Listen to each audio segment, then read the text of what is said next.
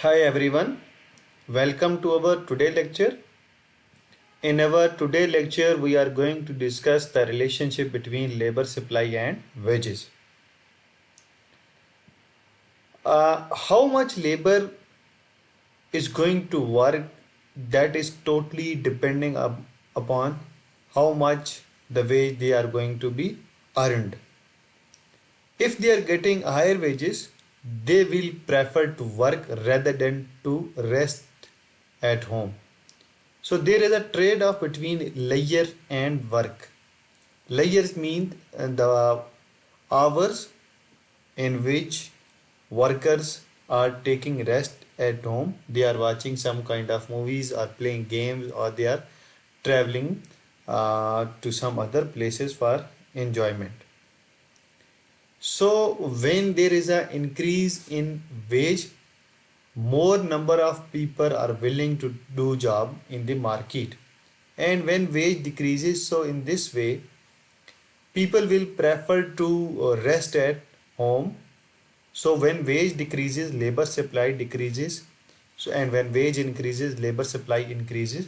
There is a positive relationship between wage and labor supply. Labor supply depends on the wage rate. If the wage rate goes higher, more number of people are willing to do jobs.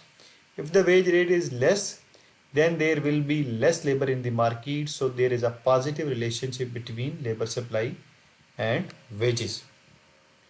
So now let's discuss them graphically. As you can see that in first column we have taken the wage rate, and in second column we have taken the labor supply. Wage is increasing from 10 to 15 and then 15 to 20. According to this wage, when wage increases, labor supply also increases. When the wage rate is 10, there are only 30 people who are willing to do job.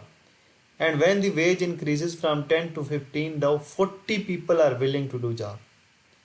And when wage increases from 15 to 20, now 50 people are willing to do job. So the increase in wage, labor supply is also increasing. So there is a positive relationship between wage and labor supply.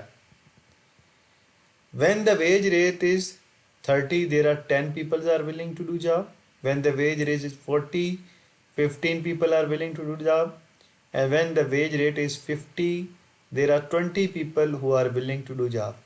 After joining all these points, we have a curve which is labor supply curve, and it is positively slope.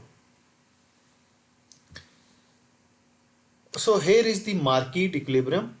This is the labor demand curve, which is negative slope, and here is the positive slope, that is labor supply curve.